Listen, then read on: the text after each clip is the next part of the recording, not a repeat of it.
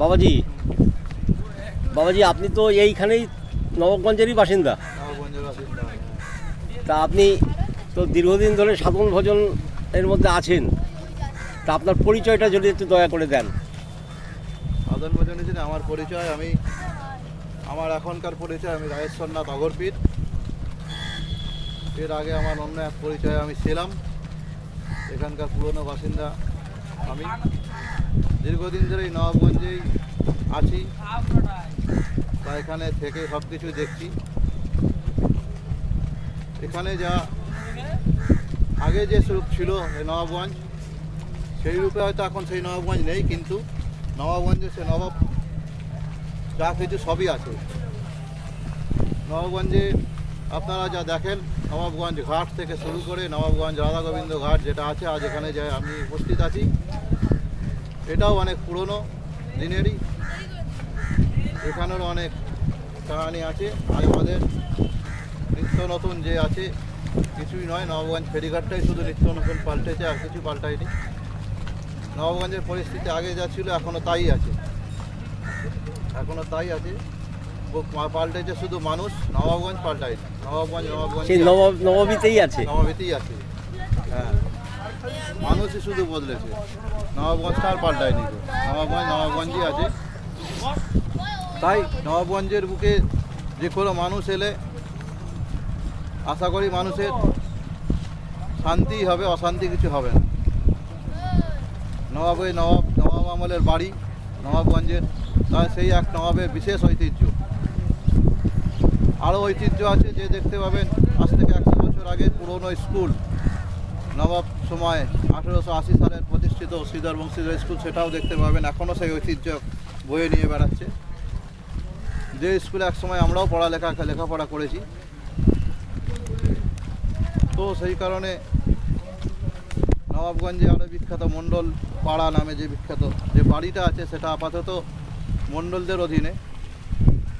নবাব ইসাখার আমলে সেই বাড়ি, যার জন্য আমাদের এই সমস্ত নবাবগঞ্জ, ইচ্ছাপুর নবাবগঞ্জ যেটা বলা হয়। ইচ্ছাপুর, এই ইচ্ছাপুরের সাথে কি ইচ্ছা শব্দের কোনো সম্পর্ক আছে? না, ইচ্ছা শব্দের কোনো সম্পর্ক নেই, যেহেতু নবাব ঈসা খাঁ এখানে থাকতেন। ঈসা খাঁ, আচ্ছা, ঈসা যেটা আমাদের ফ্যাক্টরিতে লেখা আছে, ইচ্ছাপুর রাইফেল ফ্যাক্টরি, হ্যাঁ, ওখানে লেখা আছে ISH লেখা আছে ঈসাপুর, কিন্তু স্টেশনের IS ডাবল H করা ইচ্ছা হয়ে যাচ্ছে। হ্যাঁ, এই ইচ্ছার সাথে কি এই মানে কোনো মিল নেই। অ্যাকচুয়ালি ঈসা খাঁ যেহেতু থাকতেন এখানে, ওই নবাব বাড়ি যেটা নবাব ঈসা খাঁ থাকতেন, আচ্ছা, সেহেতু এটা ঈসাপুর। ঈসাপুর থেকে ওরা ইচ্ছাপুর করে ফেলেছে। আচ্ছা, ওটাকে অ্যাকচুয়ালি তো ইচ্ছাপুর নয়, ঈসাপুর থেকে ইচ্ছাপুর হয়ে গেছে। সেই আর কি, শব্দ তো পরিবর্তন হয়, শব্দটা ইচ্ছাপুর হয়ে গেছে। আর যেহেতু নবাব ঈসা খাঁ এখানে থাকতেন, বাগান বাড়ি ছিল এটা তার, তো তাই এটা নবাবগঞ্জ নামেই প্রতিষ্ঠিত বা খ্যাত। আর এই নবাবগঞ্জের আরও ঐতিহ্য হচ্ছে নবাবগঞ্জের ঝুলন মেলা, যেটা আমরা 100 বছর ধরে বয়ে নিয়ে বেড়াচ্ছি। 100 বছর ধরে বয়ে নিয়ে বেড়াচ্ছি। সেই ঝুলন মেলাতে প্রত্যেকেই আসেন, বাইরেকার লোক, বাইরের লোক আসেন। তো সেই ঝুলন মেলার এখনও কিছুটা ঐতিহ্য বয়ে নিয়ে যাচ্ছে। ঝুলন মেলা আগের মতো যদিও নেই, তবুও যারা আসেন বাইরে থেকে আনন্দই লাভ করেন। ঝুলন মেলা থেকে শুরু করে পুজো, এখানে জগদ্ধাত্রী পুজো হচ্ছে বিখ্যাত। নবাবগঞ্জে জগদ্ধাত্রী পুজো, এই জগদ্ধাত্রী পুজোয় বহু লোক বাইরে থেকে আসেন জগদ্ধাত্রী পুজোর কী বলে লাইটিং দেখতে, ইলেকট্রিক্যাল যে সমস্ত কিছু হয়, জগদ্ধাত্রী পুজোর সাজসজ্জা, সেটা দেখতে বাইরে থেকে বহু লোক এই নবাবগঞ্জে এসে দেখেন। নবাবগঞ্জের আগের পুজো ছিল 4টে কি 5টা, এখন সেই পুজো এসে দাঁড়িয়েছে প্রায় 13-14টা। তো যাই হোক, সেই নবাবগঞ্জে সেই পুজো আশা করি এখনো পর্যন্ত সে পুজো হয়তো পারবে। আচ্ছা বাবাজি, এইখানে যে পাশে যে মণ্ডল ঘাট, মণ্ডল ঘাটকে আবার কেউ কেউ যোগী ঘাটও বলে, এইটার সাথে কি সম্পর্ক? এই যোগী ঘাটের কি মানে কাহিনী এই যদি? ঘাটটার বিশেষ তো আমি ঠিক বলে উঠতে পারছি না। মণ্ডল ঘাট বলতে যেহেতু মণ্ডলরা এই ঘাটটাকে নিজেদের স্বার্থে বানিয়েছিল, হ্যাঁ, তাই এটা মণ্ডল ঘাটই বলা হয়। তো যোগী ঘাটের ব্যাপারটা আমার ঠিক জানা নেই বলে বলতে পারলাম না।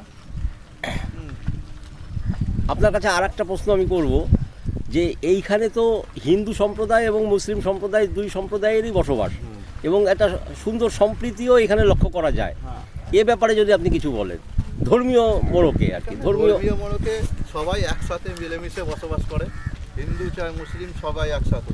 এখানে কেউ বুঝতে পারে না কে মুসলিম কে হিন্দু। তো আমরা কেউ কাউকে একের অপরকে আলাদাভাবে দেখি না।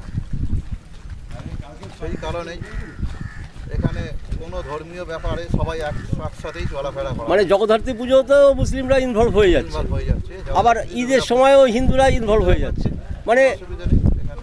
এইটাই পরম্পরা। এটাই পরম্পরা, কেউ কারোর প্রতি কোনো হিংসা বিদ্রোহ কিছু নেই। হিংসা বিদ্বেষের কোনো ব্যাপার নেই নবাবগঞ্জে। এটা একটা সুন্দর পরিবেশ বলা যেতে পারে। পরিবেশ এখানে না কোনোদিন কিছু ঝঞ্ঝাট অশান্তি ছিল, আজও নেই।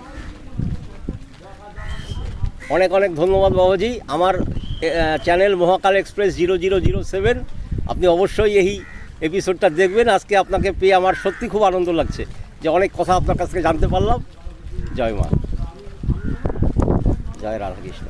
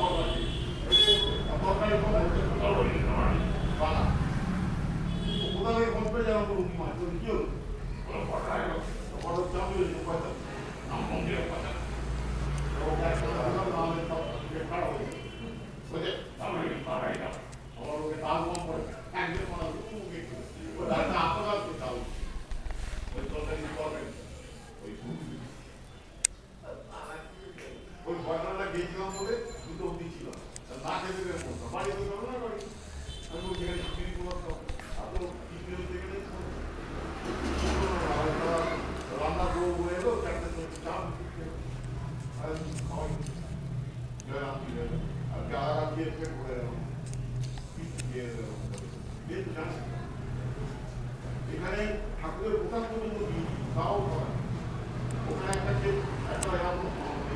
দাবাই করে তুলে রেখেছি, ওখানে আমাদের যেটা করে কি কারাগার এখানে গরম হয়ে গেছে, আমি রকম পালিয়ে কেউ নেই এখানে, যে থাকবে তাকেই তো কারাগারটা